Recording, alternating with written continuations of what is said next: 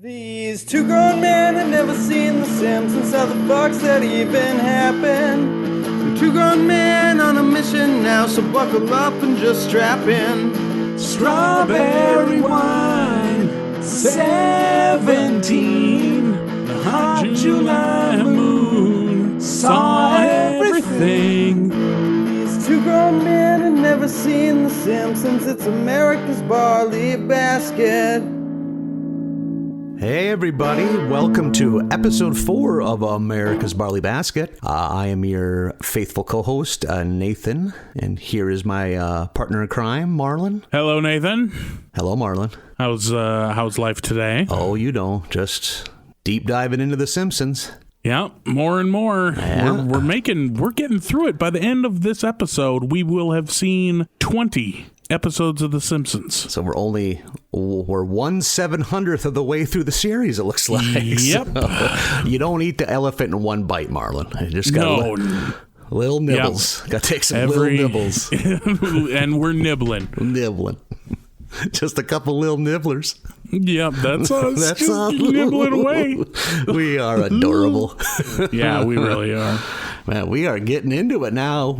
Simpsons are hitting their stride, if you ask me. I think it's going to get a lot better, but it is getting good.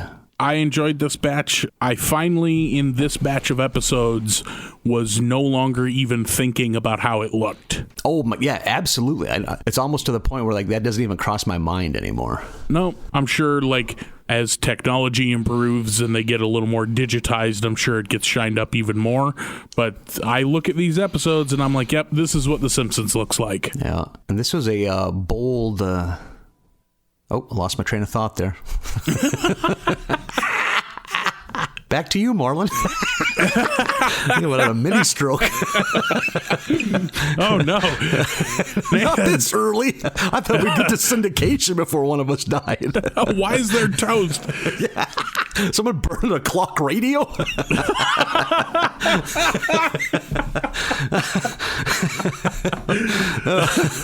Oh, God. Just hot new plastic. Yeah, that's circuitry burning. We start this one with a banger with the first Treehouse of Horror. Yes, indeed. Love the intro with Marge coming out to kind of do a little public service announcement. Yeah, hey, this is going to be a scary episode, so don't let your kids watch it. That way you don't have to write us hate mail. Yeah, she gets a little salty. It's maybe you should tuck them in early tonight instead of us writing us angry letters tomorrow. Ooh. Yeah, snap, Simpsons. Getting tucked in, too. I kind of forgot about getting tucked in. I always thought that tucked in was just more the affection you got from a parent was what you guys getting tucked in is the worst. I need to be free. I need to be swing. I need to be thrashing around when I sleep. I can't be tucked in like a bedtime burrito. I gotta have limbs flailing. I too am a violent sleeper, apparently. Yeah. Whenever I stay in a hotel, state of my bed every morning. Whenever I stay in a hotel by about 2 a.m., I have a rage-filled panic attack as I rip the bedding asunder because it's my toes are cramping back into my feet. It's so tight. I get it. This room is clean. You've made your point. I need to be free. I can't be tied down like this. I don't have to wear leg braces because I stayed in a La Quinta Inn too many times. Get out of bed in the morning. My toes look like ballerina's feet. Yeah, exactly. Am I a geisha bride? Wear little wooden shoes. Just gotta squeeze my tiny tootsies into these wooden shoes. But yeah, now I'm just picturing you in geisha makeup, which is really gonna get me going later. The succulent Nathan Blossom. Yeah, serving you tea with your hair tied back up in a bun. Casual male XL. The Husky Jet section has geisha wear. Yeah. Oh, that's a visual. Oh, yeah, boy. and it would cost $800 at that fucking store. Ooh, that's a lot of silk. You know how many worms it took to get all this? You're literally altering the course of the silkworm. They're having effects on global silk markets just because we had to make you this one kimono. Could I get some matching leisure slacks? Okay. So yeah, we are into the treehouse of horror. I think, as far as I know, is a long-standing Simpsons tradition every Halloween. I think sometimes they might start the season off with these. Oh, okay. Almost all of my knowledge comes from the commercials that would air after Fox football. And I do believe they would often start slightly later than a lot of sitcoms start mid-September, late September. Seems like the Simpsons would sometimes start in October. That's where I'm thinking sometimes maybe the Treehouse of Terror kind of starts off the season for them. Yeah, I've always heard that these are great episodes. And I was not let down this time around. At least fun. The first, we're 1-0 on good Treehouse episodes. And I'm, no matter, even a mediocre sitcom, I'm a sucker for Halloween episodes because I love Halloween, especially when I was a kid. Oh my God, Halloween. Good times. Same here. Love Halloween. The only time I didn't love Halloween was when I worked in a bar. Oh, I bet. Because people are the fucking worst on Halloween. I can imagine that. And I like it as an adult, but something about being a kid, and I was all about it. Just terrorizing your town for free treats. That's a tradition I can get behind. Were you, was Botno, North Dakota, a Devil's Night town where you fuck shit up the night before Halloween? Yeah, like once you were like once you hit puberty, then it was on, like once you're like 13 and on, then it was just eggs, all day eggs.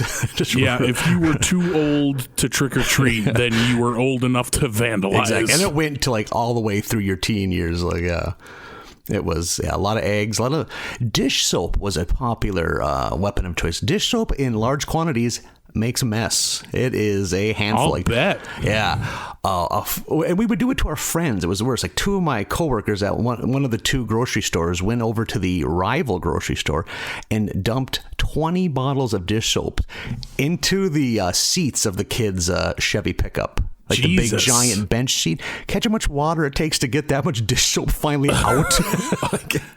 That pickup smells like oranges for the rest of its fucking life. And then they also had a case of eggs. So like for the next 45 minutes, they smoked cigarettes and casually threw eggs all throughout the interior of his pickup. Both doors open, just casually whipping them against the inside of the windshield or all over the dash. Like, hey, it'd be a fun goof. Destroy our friend's vehicle. That'll show them. It's all in good fun. It's not like you haven't worked the last 18 months to pay for this piece of shit.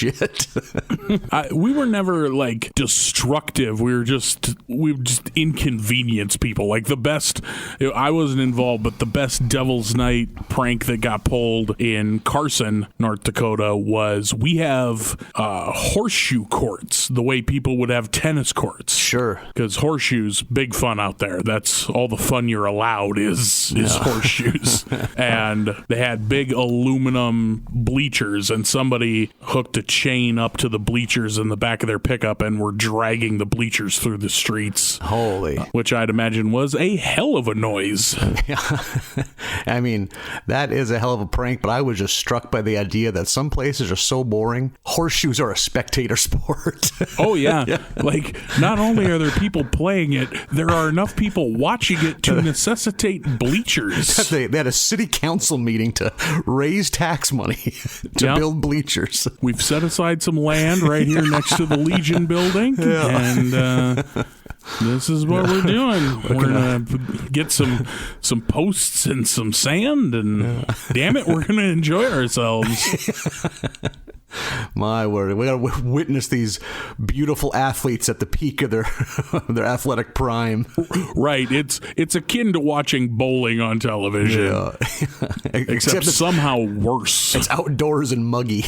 Yeah. Do you wish you were watching bowling, except also there were mosquitoes? Come on out to the horseshoe courts next to the Legion building in Carson, North Dakota. And since it's North Dakota, the wind is at least 40 miles an hour. Yeah, enough to affect the the flow or the flight path of a horseshoe. Yeah, which are very dense. Yeah. Well, back to The Simpsons. We can jump into there, get into this episode a little bit here. It's a 3-parter. It starts with the kids up in the treehouse trying to scare each other. And I believe it is Bart that's going to try one-up Lisa by telling the first story. It's called Bad Dream House. They had to be going kind of for an Amityville horror vibe, I'm assuming, for this. Mixed with some poltergeist, for sure. Very good point. Very good point, yeah. Really, they nailed, like, the spooky 80s haunted house music, like the synth heavy, like... Yeah, I have that marked down as well. The music in this episode is real good. Yeah, and obviously a house that in normal times the Simpsons could not afford. I think Marge discusses the house. She says, prime location, 18-bedroom home. Always nice to have that storage. And it has a moat, which is what a family tiny needs. Moat. A tiny moat. Because that's what you need if you're just a regular person. You know, you need to navigate a moat while you're carrying in the fucking groceries. Yeah, exactly. Have to answer a riddle to get the drawbridge down. Hurry up, I bought soda. This is heavy. The ice cream bars are melting. Yeah, and this kind of, like, I would say of all the stories, this is the one that goes for the spookiness a little more. It gets, you know, they got knives out, they're possessed by the house devil, and they're gonna attempt to kill each other. Yeah, the house is convincing them that convincing each of them that all the rest are against them and need to be killed. They show, I believe it's Lisa. The house is talking to her, saying like, "Oh, they're all against you, Lisa. Get the butcher knife." And she gets the butcher knife from the fucking nightstand. Yeah. I just have a note. Why is there a butcher knife in the nightstand? But I need to stop doing that and just roll with it. And then, in typical Simpsons fashion, their wackiness kind of befuddles the ghost. You don't know what to do with these crazy Simpsons, Marlin. Yeah, Marge ends up like admonishing the ghost for being rude, basically. Like, you listen here, I won't be spoken to that way. She's had enough of that mess. At which point, Lisa pokes her head downstairs and sees that there's an Indian burial ground in the basement, which is the poltergeist bit of it. Yeah. And then the house collapses into its own black hole. Because it would rather do that than live with the Simpsons. Yeah. Nice and short and sweet. I thought that one was good. Very enjoyable. And then we go to story number 2 of our anthology of horror here in the Treehouse. Hungry Are the Damned. Indeed. I think this is a play on a Twilight Zone episode that I vaguely remember. Oh, okay. I could see that. It feels kind of like a Twilight Zone episode. Kind of has that twist that all Twilight Zone, oh my God, they're not here to help, they're here to harm. Man is the real monster. Yep. I think that's isn't that a recurring gag in Futurama, another Matt Groening joint, where they I believe they have a Twilight Zone-esque show on that show called The Scary Door. Yep. Where it's like, oh, it turns out the real monster was man. Yes, you are correct. I kind of forgotten about that, yeah. They start out with a comedy classic, the dad who is pouring too much lighter fluid into the grill, which I understand. Even not being a dad, lighter fluid is a good time. How can you resist? No kidding. Yeah. And I notice Homer is wearing a apron that says Mafia Staff Apron. What were they going for there, Marlin? Not a clue. That's a reference that flew right by me. Exactly. Much like the name of the band in that episode where Marge is going to bang that bowling perv. Yeah, the Larry Davis Experience. Yeah, that's the one where it's like, all right, this is for someone. That's like Matt Groening's accountant or something like that. This is for you, Larry. For him. It's for his birthday. Yeah. Help me hide some of that T-shirt money. I'm going to throw you into an episode. We have a good T-shirt joke later in this batch of episodes. Yeah, we sure do. Little foreshadowing. Oh. The Simpsons are at a barbecue out back of the house, and they're abducted by aliens. And these are the classic Simpsons aliens that I have seen a million times, but have never seen in an episode. Yeah, like giant octopuses wearing like a glass helmet. Yeah, big glass dome over their heads. and well-spoken. Very Britishy. well-spoken, yeah. They tell the Simpsons that they're going to take them back to their home world where they'll be treated like kings, and they tell them, here you go, here's some television. It has all the channels from everywhere in the galaxy. And then Bart asks if they also have HBO, to which the alien replies they do not, because that would cost extra. Yeah. Which I thought was a fun little jab at HBO. Yeah, nice touch. And it becomes pretty clear that they're fattening up the Simpsons to eat them. Yeah. Lisa, of course, the wisest of the bunch. She's the first one to kind of smell a rat. Yep, she picks up on it when none of the rest do. They're really heavy-handed with it. Like, yes, this you the audience members see that, yes, this is what's happening, but that is simply served to be the Twilight Zone twist, where at the end they're like, actually, we weren't, and we're really offended that you would think that, and then the aliens go back to Earth, kick out the Simpsons, and fly away. Yeah, there's a fun gag, too, where Lisa does a little detective work, and she finds that book that's like a cookbook for humans, but then, like, the Martian is like, no, look, and he blows on it, and it's like, oh, no, to serve 4 humans, and then Lisa blows on it, it's like, to serve 40 humans, like, and then he blows again, to serve 40 humans. Oh, Simpsons. That was a good back and forth gag that delightful. I really appreciated. Yeah, I was like, you clever bastards. Okay. And then the final Treehouse of Horror story is Lisa, again being the brainiac, goes back into history and pulls out Edgar Allan Poe's The Raven. Indeed, yeah. And then I think, is that James Earl Jones doing the voice? Sure sounded like him. Yeah, James Earl Jones doing the narration. If it's not him, it's a very good sound-alike. Yeah. Homer is the protagonist during this, and Bart plays the Raven. And they mostly just do the Raven. Yeah. Like, there's kind of no... It's the Raven word for word, like... Yeah, they don't do much in the way of additional shit. They just kind of do the Raven. Yeah, like, I'll applaud Fox, the suits at Fox for letting the Simpsons do this. You can tell the Simpsons were the only thing keeping Fox afloat, because, like, I doubt any square in a, in a boardroom thought this was a money-making idea to retell a 170-year-old short story. Like, so good on you, soulless executive. Yeah, this felt like one for the writers. Like, okay, here you go, guys. Yeah. But yeah, it's not funny or wild or unexpected. It's just the Raven, and I kind of fucking loved it. Yeah, it was a nice touch. Yeah. Also, to hear Poe's the Raven coming out of Homer was very funny to me. Yeah. You don't hear eloquence in the Homer voice ever. And I like that Bart at the end of it all is like, that sucked. That wasn't good at all, because of course Bart wouldn't like it. Yeah. How he mentions, it's just like how Friday the 13th Part 1 isn't that scary anymore. Which, this is like 1990 or 91. Not that far removed from Friday the 13th number 1. To be fair, they had made 14 sequels by that point. That is true. It was a factory in Michigan cranking out Friday the 13th movies. I got a deadline, boys.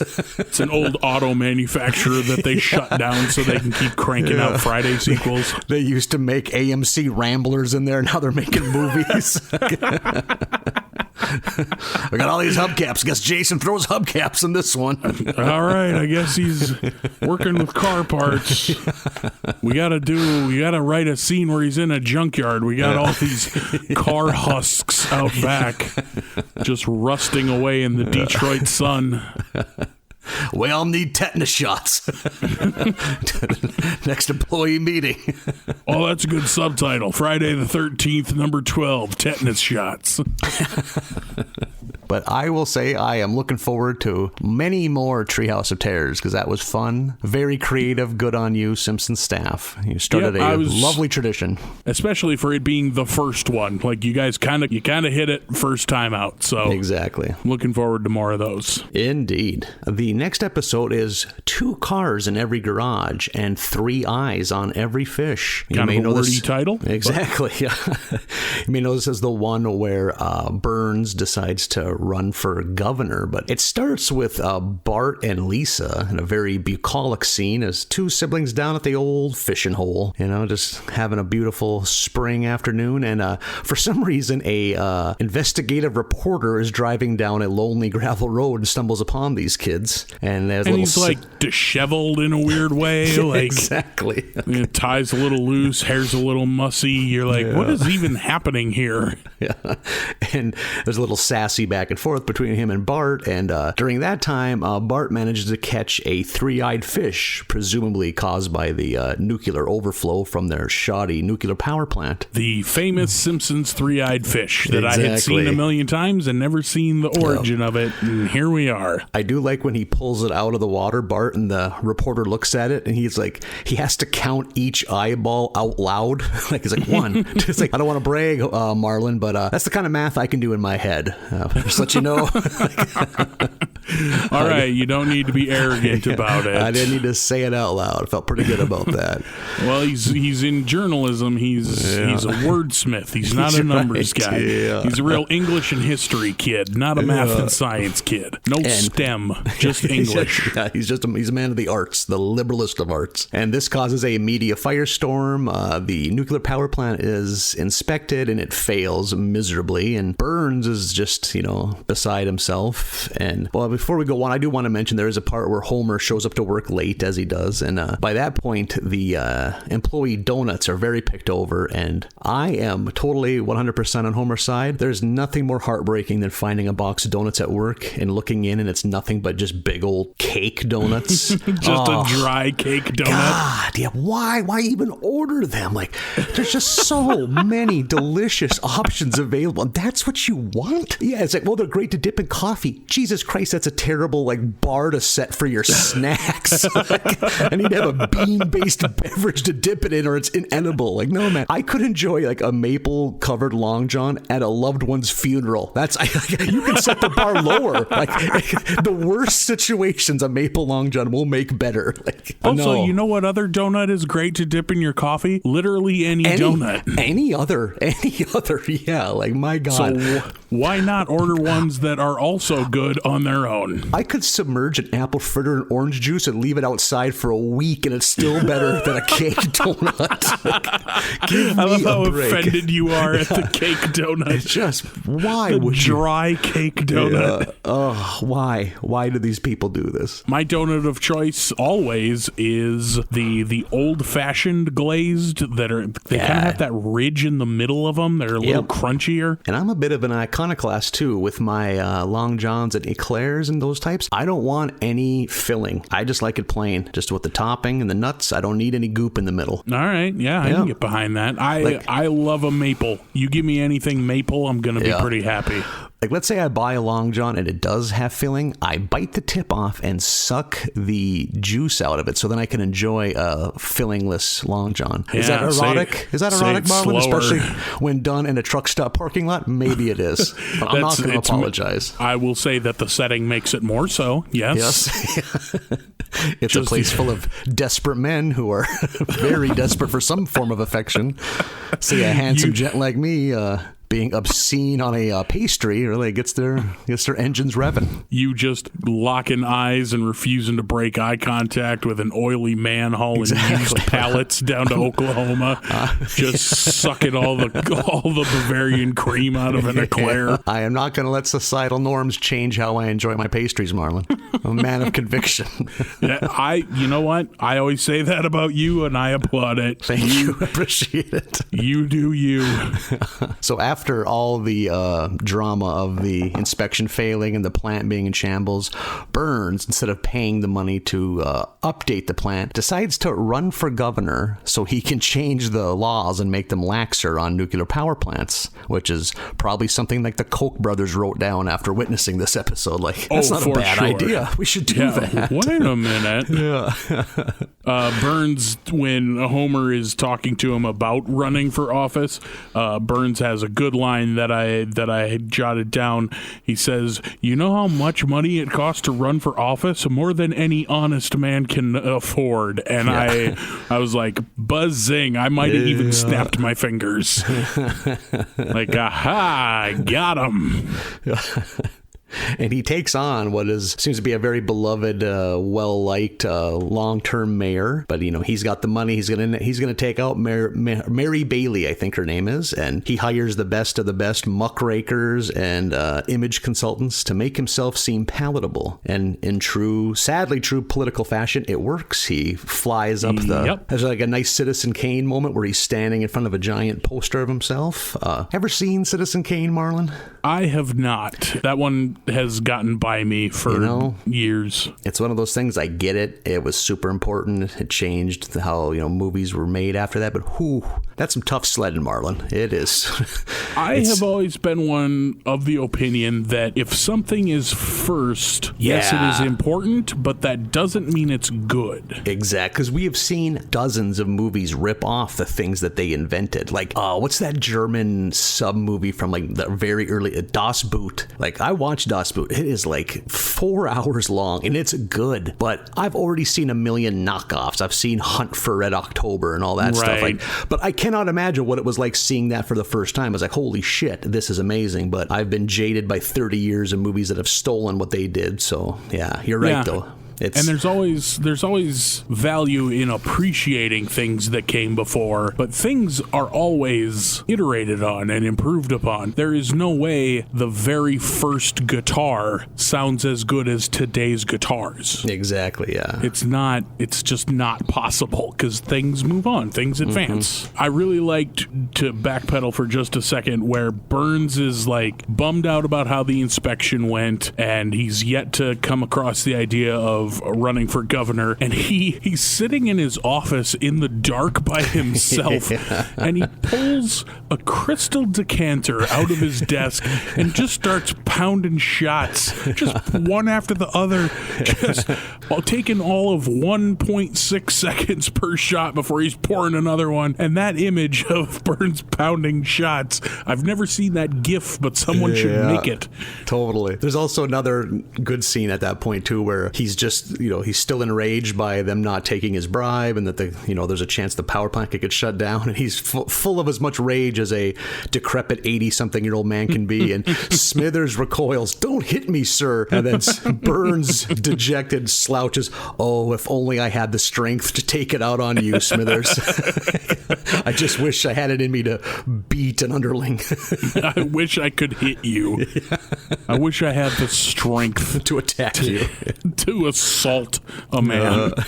And then as Burns climbs the political ratings, he is neck and neck with Mayor Bailey, and his image people decide what would put him over the top as if he had dinner with one of his more working class employees, and of course Homer was chosen. And then they go to his house, and Homer kind of browbeats and begs and coerces Lisa and Marge into playing along, even though they are staunch Mary Bailey supporters, and they do it, and Marge sees that Lisa's really bummed about it, so she's got a ace in the hole, I would say, which will come up later. Basically, they're regurgitating whatever they were told to make Burns look good. Yeah, but in it's the all end, very staged, and they don't like how it feels to play along. Yeah, Bart just loves the spectacle of it all, but... Yeah, Bart's into it.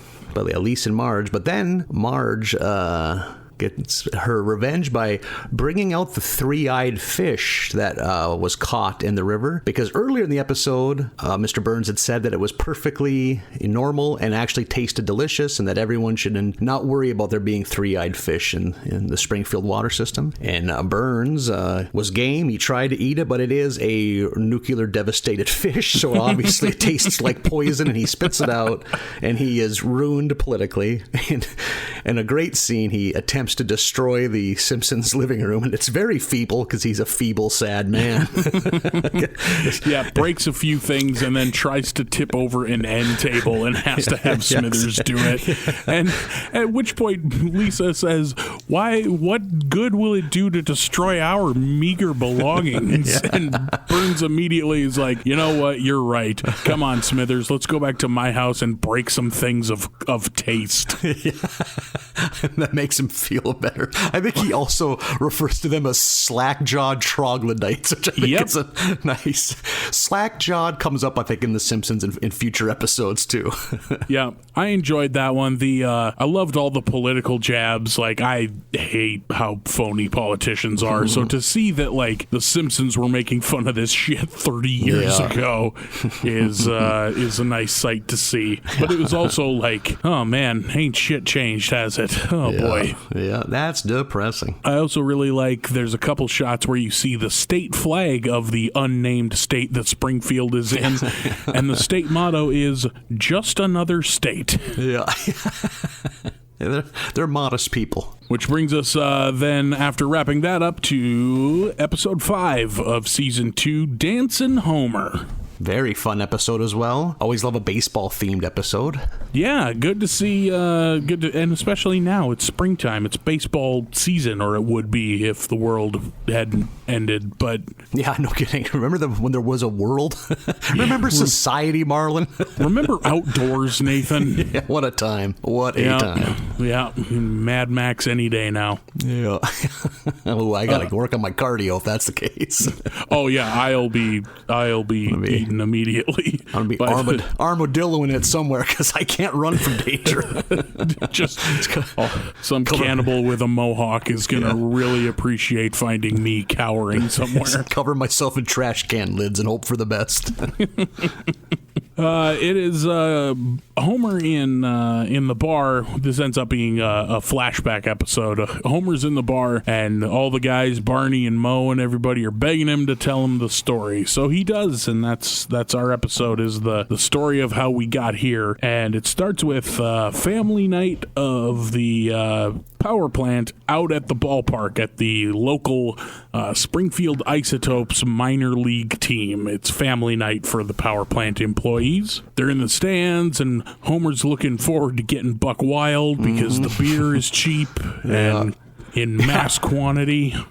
Later in this episode, Burns buys Homer and himself 2 72-ounce beers that are like served in chicken tubs.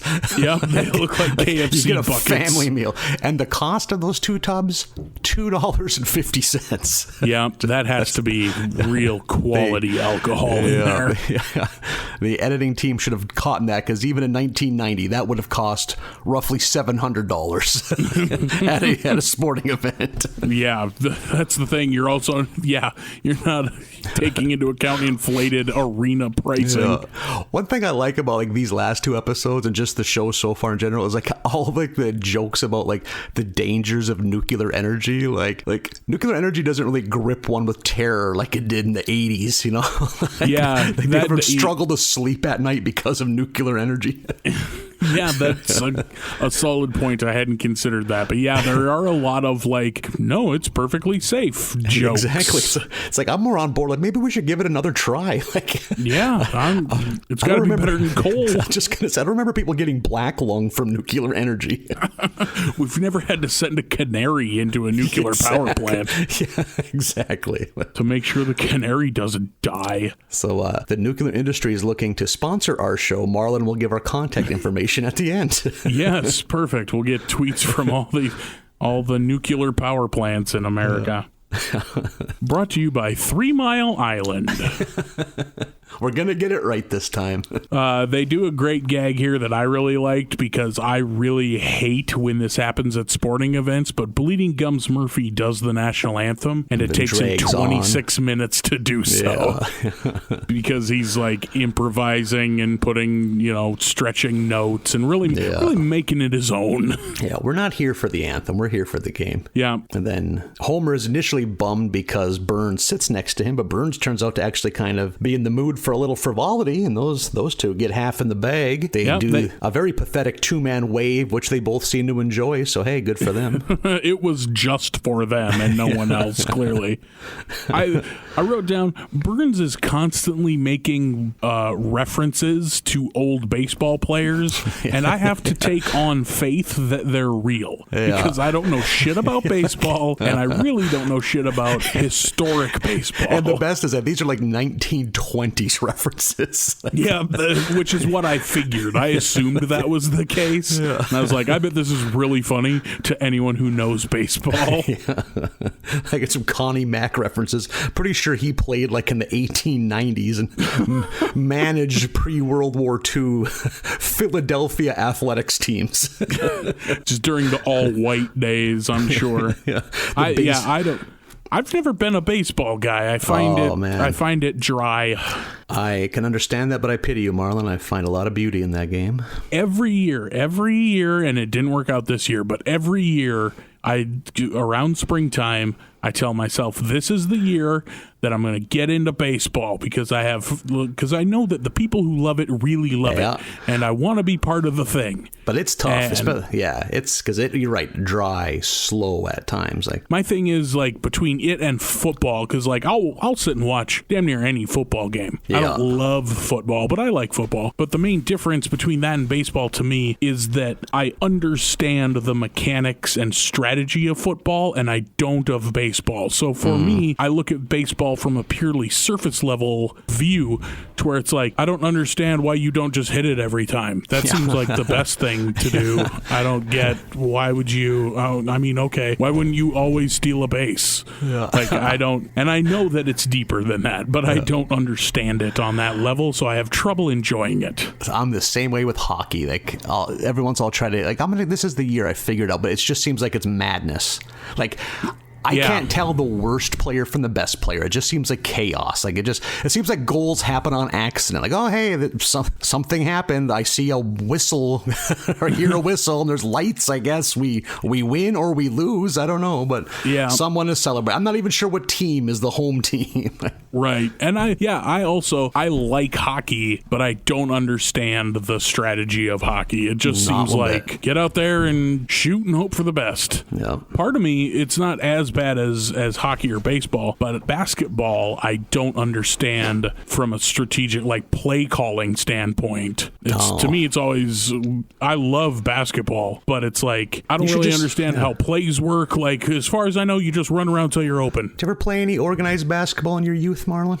No, not at all. I was never a basketball kid. I played 2 years of football in junior high school and hated it a lot. Yep. I don't have the competitiveness or the mean streak necessary to play football. Yeah. And I don't have the cardio to play basketball. And those were the only two sports my school had. So brother, I did not let that stop me from trying.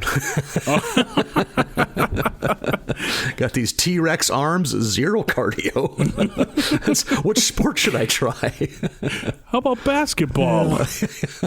Yeah, it was not my thing. And then after I quit football, I started doing starting lineups and play-by-play for both basketball and football. And I was like, oh, this is the way to do this, actually, because I'm still part of the teams. I still get to travel and don't have to run ever. Well, there you go.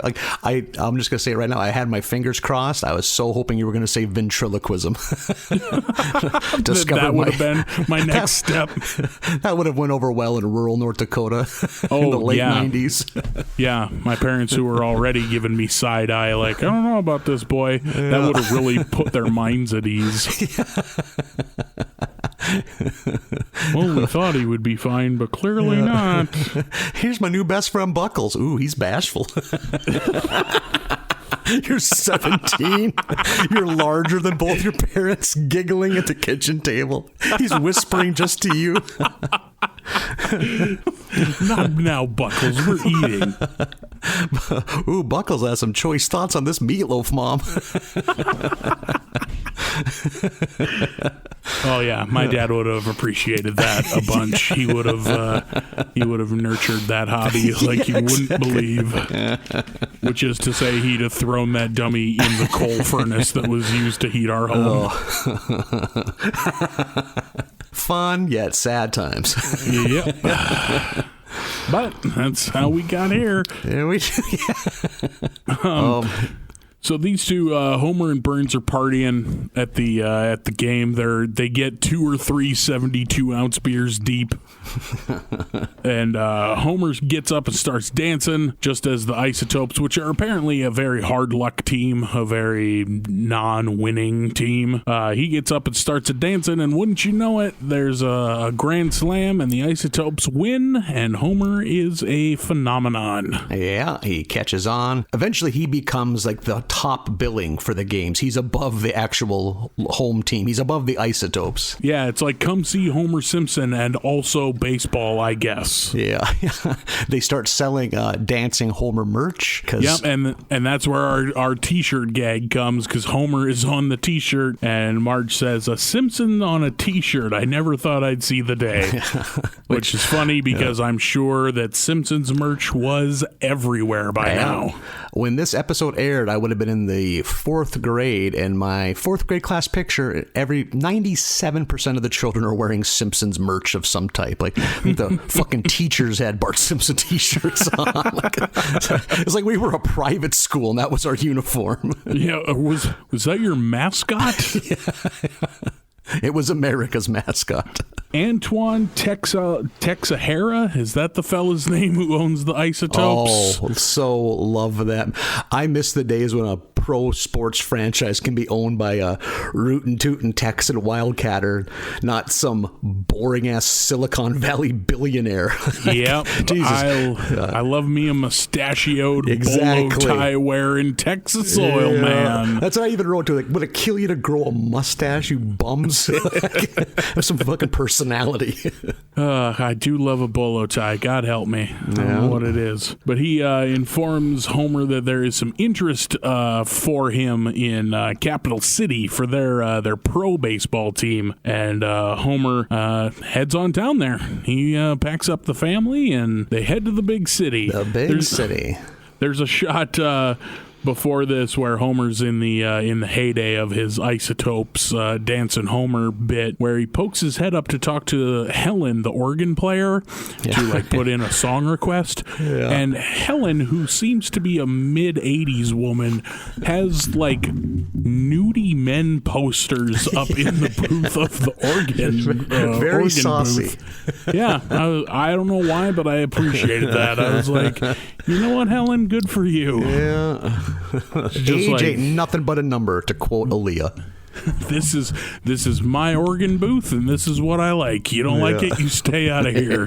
This is my sanctuary. But they pack up the family, head to Capital City. Homer leaves Springfield, leaves the field with the Lou Gehrig speech. Yep. It goes black and white. It does the echo, the luckiest man alive live thing. I was like, all right. Yeah. Taken from Pride of the Yankees, I believe. That was a movie that was about that story as well. Yeah, I believe that's where that's from. Again, not really knowing baseball. I think that intro where he's in the bar, that's got to be from like, where he's retelling the tale. That's got to be from like The Natural or 8 Men Out or some other random serious baseball movie that I've never seen. Oh, sure. Yeah, I could see that. I don't know. Sports movies are so hit or miss with me, man. Like I don't care for, I always find them so heavy-handed, especially anything from like 2000 onward, like The Rookie and Remember the Titans and all this shit. It's like, let me guess, do they win the big game at the end after overcoming an obstacle and learning teamwork? Is there a montage where they learn teamwork and slowly get better? Yeah. I got a hunch. Is there an Oscar-worthy actor that you have somehow put in the role of the coach? Yeah. Yeah, it's probably a man that can no longer conceivably be an action hero anymore. Right. Yep. Is Denzel available and bored? So you guys got him for Remember the Titans? Yeah, I don't like it. I don't like sports movies for the most part. There are exceptions. I really love Rocky. I really love Major League and Slapshot. Bad News Bears. Great. Yeah, Bad News Bears, fantastic movie. But for the most part, not my jam. I find them cheesy. One thing I did enjoy when they're moving the family to Capital City, there's like a crooner in the background, kind of like introducing them to the joys of Capital City. And as they're going through town, there's a mugging, and Homer looks excitedly at the family like, "Look, kids, street crime." I wrote that down as well. Nice touch. Look, kids, street crime. Yeah, and it's a very like New York, Frank Sinatra type number, and they pull up to a red light, and there's Tony Bennett standing there singing. And look, kids, Tony Bennett, which you mentioned last week that we had not gotten much in the way of pop culture references or celebrities. I think that might be the first. Is Tony Bennett? So Homer takes on the role of entertaining these people in Capital City, and they do not care for him. He fills in for the beloved Capital City Goof, I believe is that character's name, who has Homer's back. He wants Homer to succeed, but the sophisticates of Capital City are not having it. Nope, they seem very snooty in terms of what they will accept for sports between innings entertainment. Hijinks, yeah, they're used to a higher level of hijinks there. Yep, the one I believe even says something along the lines of, "This passes for entertainment in the sticks, but not here in Capital City." So Homer is not successful. The owner immediately fires him, and we move back to Springfield. Yeah, ready for the next episode. Yep, hit the reset. Yeah. And it ends with Homer in the bar realizing that, wait, even though I didn't succeed, I now have this story which has captivated these guys in the bar, so in a way, I really have become the star I wanted to be. Exactly. Puts a nice little bow on that episode. We can move on to the next, which is a Dead Putting Society. Yep. This is, we get 2 sports episodes in a row. Yeah. And before we get into this episode, I got to say something, Marlin. Okay.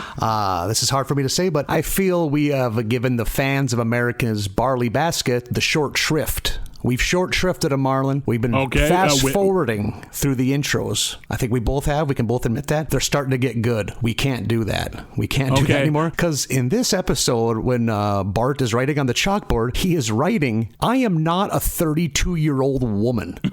Like, the fuck is that about? No idea. Yeah, what was the hijinks that led to that punishment? Exactly. It's like stealing identities? Is he catfishing like janitors? Like, what's going on here? So you're right. It's irresponsible on our part.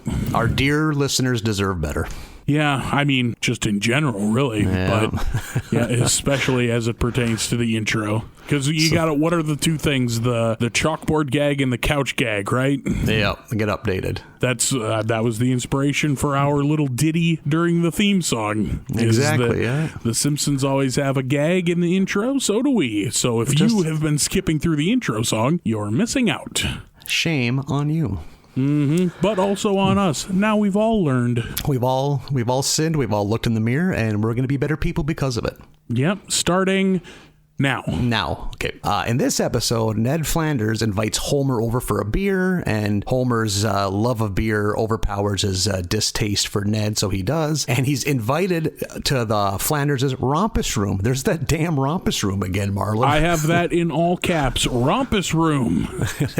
And we finally get to see one. Yeah, and I would say Ned's rompus room is some top shelf rompus room material. Like, my God, he's got everything. There was foosball. There was a pool table. There's like a coat of arms on the wall. Yeah, there's a full bar with tap. Multiple tap up. He gets his beer from Holland. Flanders seems to be doing pretty well. And Homer, because he is an oaf, is angered by this, so he lashes out at Ned, thinking that Ned is shoving his success in his face, and he storms out, and that's kind of what fuels the rest of the episode, as Homer's distaste for what he sees as Ned's snootiness. And Ned originally is like, he feels bad. In his heart, he thinks that he is somehow wronged. wronged Homer to the point where he calls his pastor in the middle of the night. And there was a nice touch if he reaches for his landline, because again, it's 1990. That's all we had. And if you look at the auto dial options, it's like his pastor, there's one other, there's the recycling center and the bookmobile. That's how virtuous Ned Flanders is. I had missed that, but that is funny that's who he would have on speed dial. Yeah. So Homer just wants to get out of the house, so he decides to go play a little mini golf. But Lisa actually has something constructive to do, and as does Marge. So it's Bart, Homer, and Maggie, which begs me to ask, who brings a fucking baby with when they go play mini golf? Yeah, bring the baby to the mini golf course, I guess. Yeah. I love the idea of Flanders being like racked with guilt, having done nothing wrong. Yeah. I'll say right now, this is one of those Homer is a total shithead episode. Ned is in the right. Ned's a good man. This is your favorite big oaf Homer. The worst of him, yeah. Yeah. I love Lisa's excuse for why she can't go to the miniature golf course. She's like, I have to study for the math test or the math competition. If I win, I'll get a brand new protractor, to which Homer replies, yeah, too bad we're not farmers. Anyway, and then goes on the way. And I'm like, all right, whoever wrote that, I need to pause for a second and appreciate you for it. Ned eventually tries to apologize, which to no avail. Homer ain't having it. And he eventually drives Ned down to his level, and Ned is also very angry now. And I believe they meet at the mini golf park, and they're both, I think Ned's son is Todd Flanders. Todd Flanders. Yeah. So Todd, he just kind of, he's just a simple Christian boy. He doesn't want any trouble. And Bart, not a competitive kid very much, more of that juvenile delinquent mold. Yep. But because their fathers are angry, they see there is a miniature golf contest. And you could tell how they're wired differently. Todd's like, oh boy, first place, $50. Bart looks at it, oh boy, every entry gets free balloons. Yeah, very different view I'm really related with Bart there. Yep. Zero competitive spirit in Bart. And just he knows he doesn't have a chance, but the dads, they are both very angry at each other, and they're gonna funnel their anger through their children, which I think is 87% of youth sports. That feels right. 87. Fueled by the inadequacies of their parents. So yep, living vicariously through your offspring. Sure. Yep. And pushing them too hard to accomplish the things you never could. Yada yada yada. You've heard it a million times. I will say, I don't know where you fall in this, but I fucking love miniature golf. It's one of those things, I do it rarely and I suck at it, but I do enjoy it. I enjoy the silliness of it. Yeah, me too. And this is an elaborate miniature golf course in this episode. An Abraham Lincoln hole where his legs swing and block the hole. There's a gorilla and the windmill, of course. That's a classic. But there's a miniature golf course here in Fargo that doesn't have any of that shit. Yeah. It's just more the elements here. North Dakota's golf is already mini golf. Yeah. The main obstacle on the miniature golf course in Fargo is being in North Dakota. That's unforgiving the main terrain. Obstacle. The wind will sting your eyes. Is it sleeting? Sleeting on the 4th of July? I guess it is. Yeah, the sun is somehow too hot and the wind is too cold all at once. Yeah. Why are we outside? I have sunstroke, yet I also have frostbite.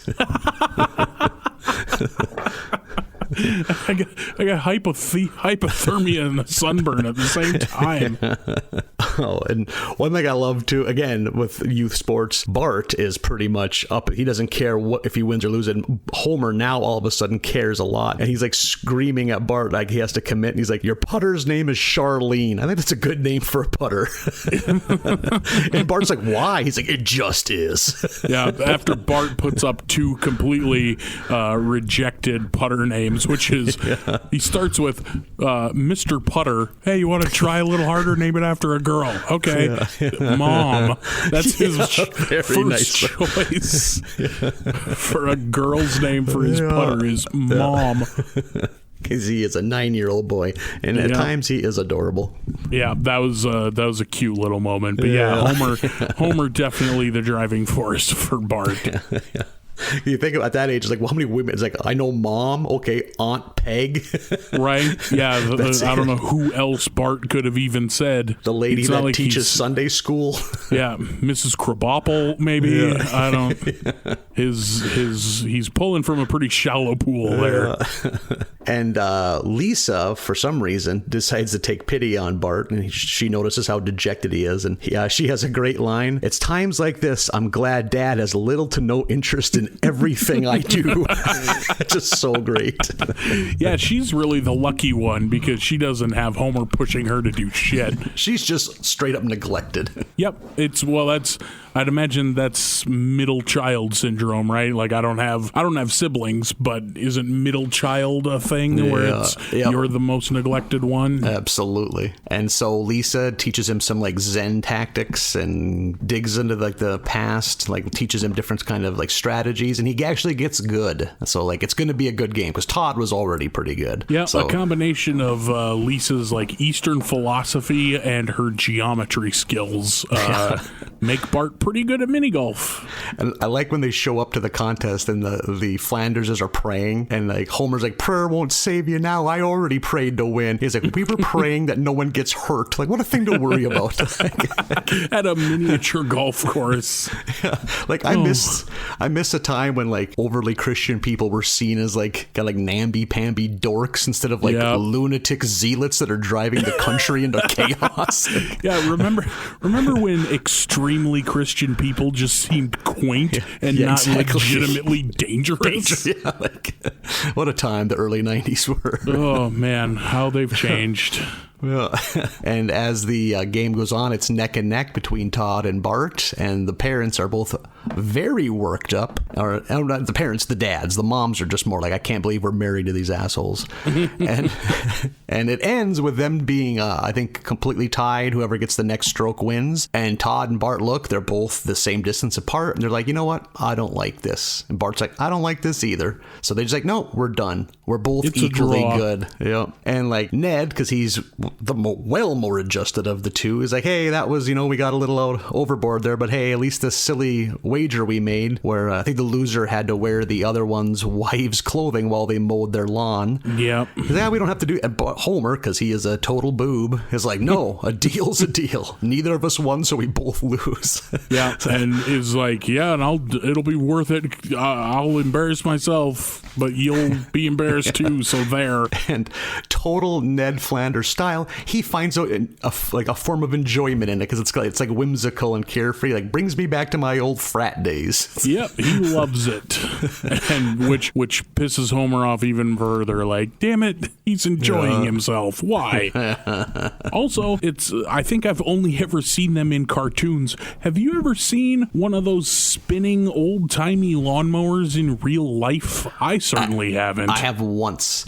There was an elderly woman in my neighborhood that used one. It's just like, for the love of God, won't one of the neighbor boys volunteer to mow your lawn? It's like, and you could hear her bones wearing down as she pushed that old thing. Like, at least someone get some WD-40 and loosen up the gears on that.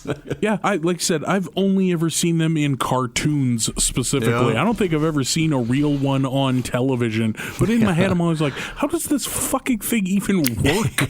I don't even understand the physics of this. You must have to go over it 10 fucking times. I can't imagine it spins fast enough to get a good cut. So, and how much sharpening is involved in keeping that thing? And the blades are like curved. It's insane. Yeah, it seems like a nightmare. It's like a cyclone of blades. And this 88-year-old woman in my hometown, that's how she mowed her lawn. Her husband died in the 40s. And here she is still taking care of a eight bedroom home.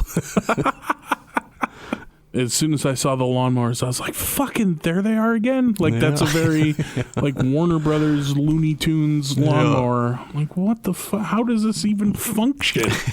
And I'm not saying I need a fucking tractor, but a regular ass push mower. Yeah. So let's land this thing. One more episode, season 2, episode 7, which is Bart versus Thanksgiving. There we go. There's a moment where they are, it starts off with the whole family getting ready for Thanksgiving in their own ways. Marge is working in the kitchen. Lisa's working on a centerpiece that she is making, this art project. And the boys, Homer and Bart, are watching the parade on TV, and Bart doesn't recognize any of the old cartoons. Yeah.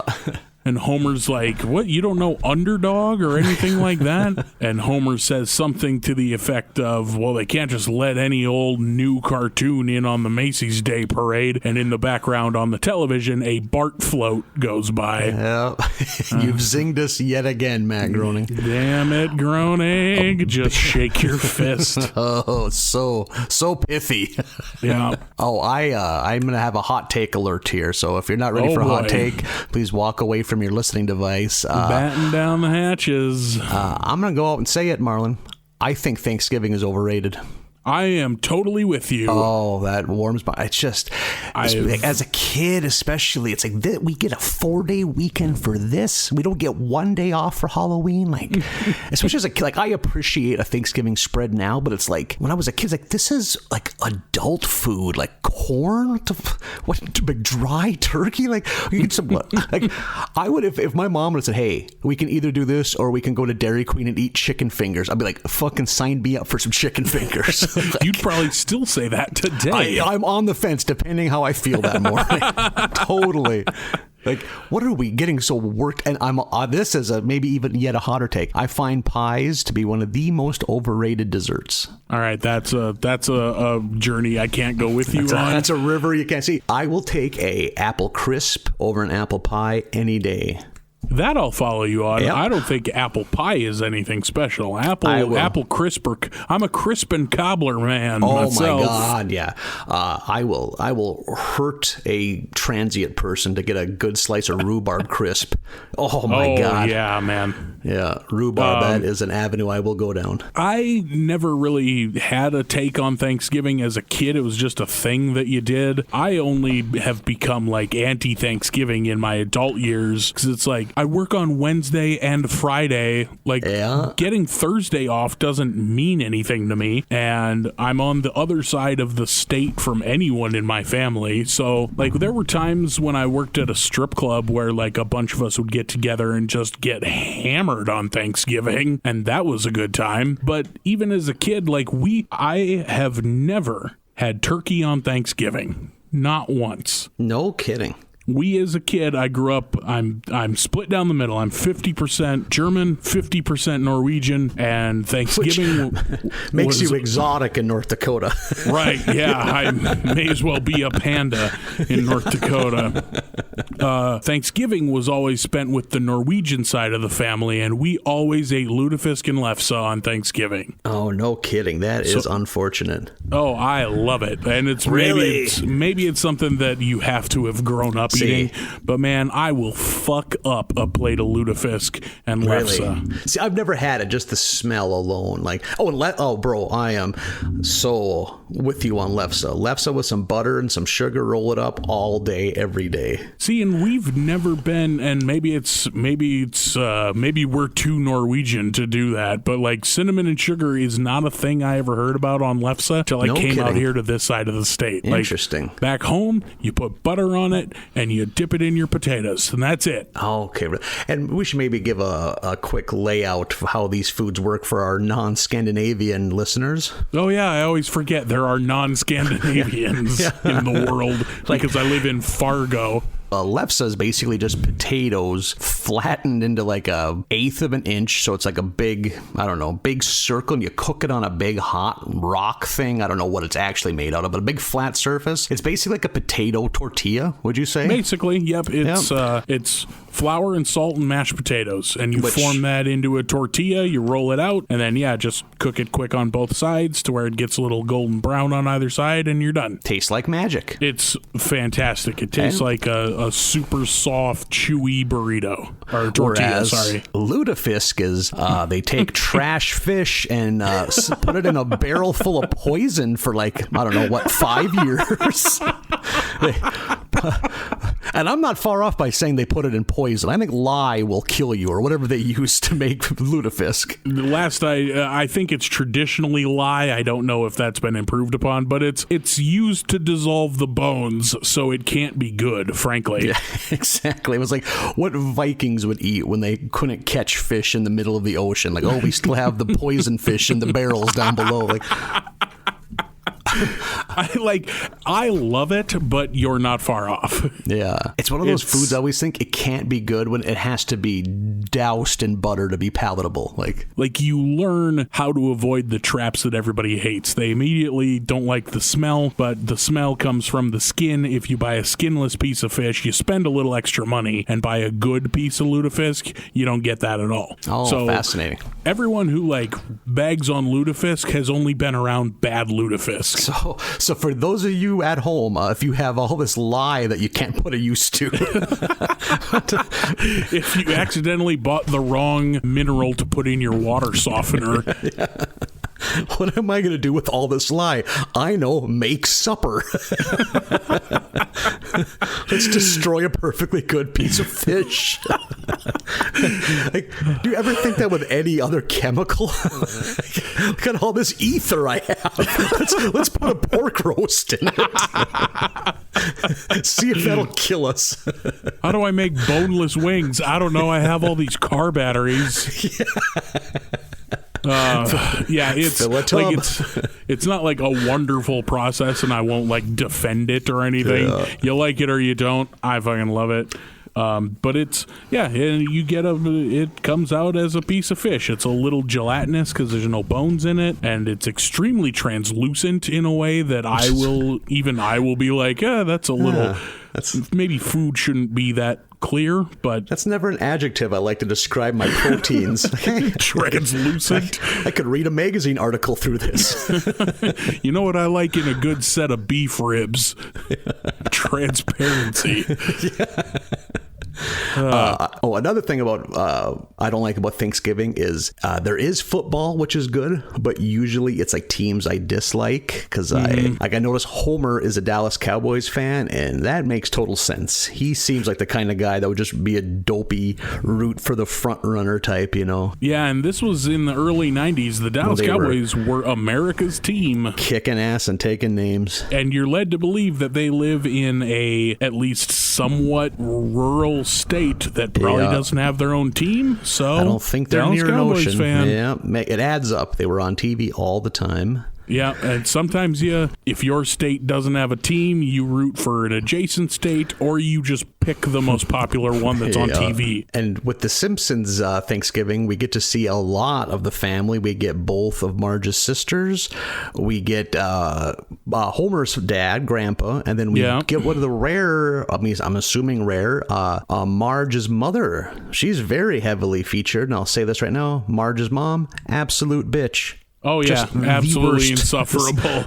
It's the worst person ever. She, I didn't know that Marge's mom ever made an appearance on the show. Hear about Grandpa Simpson and her sisters. But yeah, just out of nowhere, here's Marge's mom. Very first thing she says coming through the door is, I want you to know you can't do anything right. It's okay, yeah, no, Marge's mom seems like a joy. It's a real asshole. And in this episode, it's they're all together, and Lisa brings down that table centerpiece that she's slaved over and done a wonderful job. And Bart comes in total Big Brother fashion, kind of tries to commandeer the situation because he's carrying the turkey, I believe, and he wants to move the centerpiece, and Lisa's like, "Be careful! I worked hard on this." And Bart, being the brute older sibling he is, wrestles it from her and accidentally throws it in the fire. And Lisa is understandably heartbroken by this. And this is one of those episodes that's Bart can be a absolute shitbird. He can be a real asshole, just like the old man. Bart is a prick in this episode, just insufferable. He's always portrayed as just being a lovable rapscallion, but he's just a shitbird in this one. And they almost want you to kind of feel sorry for him. I don't. Not once. He's just no. He fucked up, and he's defiant about it. He runs away. He's they send him to his room. He crawls out the window. He's like, I don't need these people. I'll hit him and the dog. Or we'll go find Thanksgiving on our own. It's good. Yeah. I hope you get abducted. You're the worst. You need to realize it ain't that bad at your house. No kidding. And he eventually gets there, but not without some hijinks. He tries to steal a pie from Mr. Burns and gets run off by the hounds. And then they do a great visual gag of him literally crossing the tracks to the wrong side, and it goes from mansions and hedge statues to just shit. I have a comment about that pumpkin, or that, during, when he has broken into the property of Montgomery Burns, Smithers, of course, is in charge of putting together the Burns Thanksgiving feast, and Burns wants a slice of that pumpkin pie, and Smithers is like, it's waiting on the windowsill, which Bart is about to steal. That ain't no pumpkin pie. You take a look at it. That has like overlapping dough on top of it. So, does it have a lattice top? Yeah, that ain't pumpkin pie where I come from, Matt Groening. If that's your real name, you've lied to the American people once again. That's an apple pie. First off, that's right. I know baking terminology. That's lattice top. There we go. For our next podcast. Secondly, I've never once seen a lattice top pumpkin pie. Also, I will say pumpkin pie, good. Pecan pie, significantly better. Oh, I might go with you there too. That's like, you put a gun to my head and tell me to pick the best pie, it's pecan all day. Put your gun away. I have Sass Talk pie, but I do enjoy a good slice of pie. My favorite total old man pie choice, sour cream and raisin.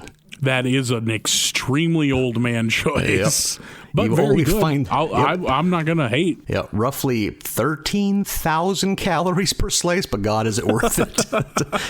Here's sugar. Who needs Big old 2 plate feet of it. anyway? Yeah. Roughly a foot thick. It's the same here with pecan pie. Like that gooey bit in pecan pie under the pecans, that's brown sugar and butter. Yeah, literally nothing else. What a combo. Yeah, you just cook that down until it turns into syrup. And as you mentioned, Bart, after getting ran out by dogs from the Burns residence, he decides to go to the other side of the tracks and visit Skid Row. I don't know if you noticed this, Marlin, but there's a liquor store in the background that has a sign that says, "Yes, we have rot gut." Which I thought was did nice. Notice that. I really appreciated that. Marlin, have you ever just dropped all your responsibilities and went on a week-long bum wine bender? I have not. There we go. My only experience with bum wine, actually, ironically enough, came on a Thanksgiving several years ago, where I went over to a buddy's place who I worked with at the strip club, and he's like, "Hey, come on over around lunchtime. We'll have a pizza. We'll get drunk. It'll be fun." I'm like, "Okay, sounds perfect." Get over there, walk in, and he is standing there already in position to give me a big hug, standing next to a bottle of Thunderbird and a dozen roses. My goodness. That is wonderful. I was like, well, this is a friendship that will never end. And we proceeded to get shit-housed on Thunderbird. I used to work at one of Fargo's seedier liquor stores, and a married farm couple, probably in their 60s, but I think wine ages you weird, so they might have been in their 30s. They would come to the big city once a month to buy 2 cases of Thunderbird. We would keep it set aside for them, and I was always sad after ringing up that transaction because that wine was killing them. It's awful. Like I can't believe that someone would be drinking that by choice. Yeah. And not like as a goof. Like, hey, let's drink this bottle of Thunderbird. That'll be funny. Yeah. Or like it should be your last resort. Like, I have $1.75. I'll buy a cheap jug of Thunderbird and drink the mistakes away. That's why it's called bum wine. You're not supposed to want to drink it. Yeah. Oh, man. Yeah, it's awful. It is. It doesn't even taste like alcohol. It just tastes like a chemical. Yep. It tastes like cleaner. Yeah. It's like just fortified with like the worst vodka, in which the best vodka is not that great, let alone what they decide they can't use. Let's sell it to the people at Mogan David. It's the alcohol equivalent of the beef that Dinty Moore uses in their microwavable stews. Like, that's not the good stuff. They didn't take the primo shit to put into this bottle of alcohol. At one of my low points, Marlin, when I was probably right around 20 and living on my own, I was so broke, I splurged on a can of Dinty Moore beef stew, and in a total pratfall, tripped on the carpet as I entered the living room in our flop house that I lived in. And my roommate watched in horror as I held the bowl and picked the chunks of beef off the carpet. Oh, no. Because those were going to get eaten. Oh man, that's Potatoes and veggies got scooped aside. but you're not letting that beef go to waste. I also witnessed that same roommate spill a plate of what was left of his very terrible ditchweed, and he vacuumed the carpet, then opened the vacuum bag and played the operation game with tweezers and picked out enough to roll the saddest joint ever rolled. Oh man, desperate times. When we lived there, when we first moved in for the first 3 months, our living room consisted of a folding chair which held a 17-inch TV and VCR and a beanbag. We shared a beanbag, and Marlin, you know how large I am. Not a small fella. I took up a lot of real estate on that beanbag, so he was left with an eighth of that beanbag. We would just lay there and watch the few VHS movies we owned. Oh Christ! In my head, when you said share, I thought you meant took turns, not cuddle. No, just laying on the carpet, our heads held up in the beanbag. Oh man! And then I would go to bed on a flat air mattress, which just seemed pointless. Like, oh, I just get to lay on rubber. Oh, buddy. Yeah, these were trying times. Yeah, I've been through tough times, but not like you have, I guess. Ate a lot of dirty beef. Like my toughest times, I ate a lot of hamburger helper with no hamburger. That was there you go. That was always my and generic brand hamburger helper. So like skillet assistant or whatever it was fucking called. Kitchen glove. Yeah. and I vividly remember standing in the aisle where all that kind of shit is and looking at the directions of each different kind to find the ones that didn't require butter or milk, that just required water. Just starch and powder. Yeah, like, oh, we can't have the stroganoff. Oh, but we can have the taco. Here we go.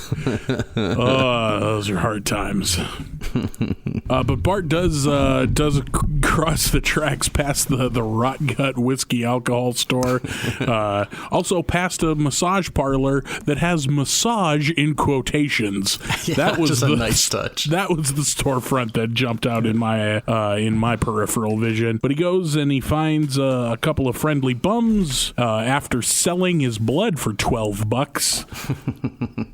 I've never done the plasma selling thing. I have been poor enough to where I should have. And I have made the appointment and gone in, but I can't. I don't do needles. I can't handle a needle. Yeah, and my self-esteem has enough. I don't need to be told that I'm too unhealthy to sell plasma, which I'm guessing is what I would hear. Yeah, well, likewise for me, probably. But the fucking plasma needle's the size of a goddamn number 2 pencil. Yeah. Yeah. I applaud everyone who does it. It's a thing that they need. But man, I can't do it. But they go to he and these two friendly bums go to the rescue mission, the soup kitchen, for Thanksgiving dinner, where Kent Brockman is there doing a report and just laying into these homeless people. The gag is that, like, he's standing there being like, we don't like these people. We pretend they don't exist. We cast them aside. We think they smell bad. And just, he's building up to the point of, but on Thanksgiving, we give a little something back. We throw them a bone. But the list of cons is too long, Kent. We say they smell. Yeah. And finally one hobo is just like, hey, man. We're right here. Yeah, which I thought that was a really good joke, because that is absolutely a local news trope of let's go to the soup kitchen for Thanksgiving and look at all the homeless people be happy for one day a year. Which see you next year.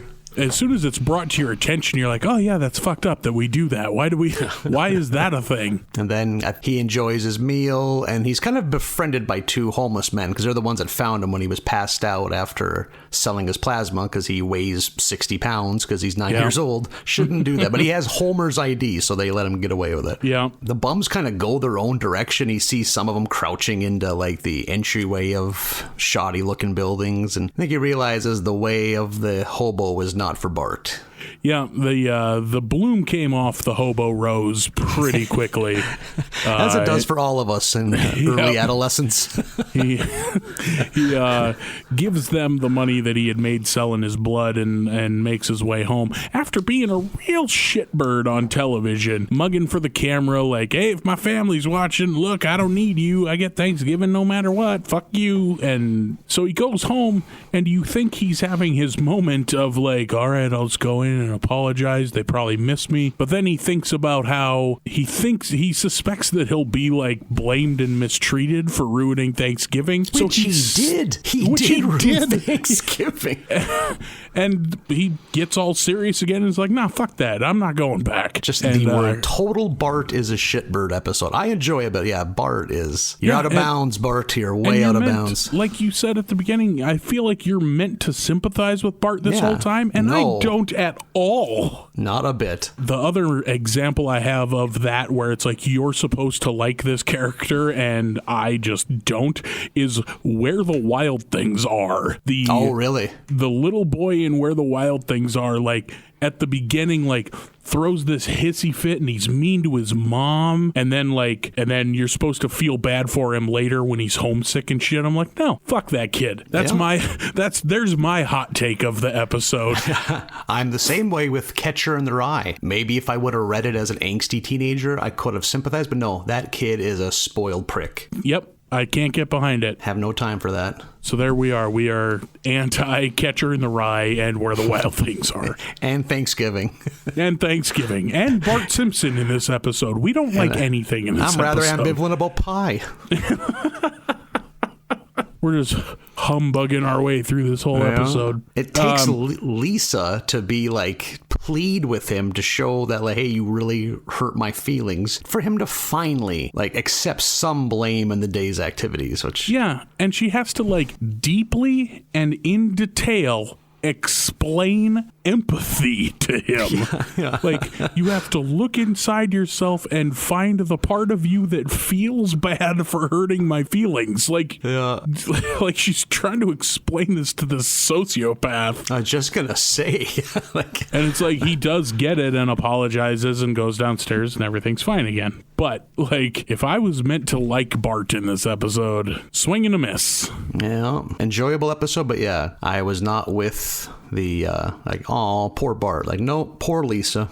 Yeah, it was a good episode. Like, there's a great joke I like where Homer's saying grace, and he's like, thank you so much, especially for nuclear power, the cleanest and best energy option. Well, I mean, other than solar, but that's a pipe dream. I'm like, okay, all right, there's a good joke. Also, still a pipe dream 30 years later, but which is so shameful.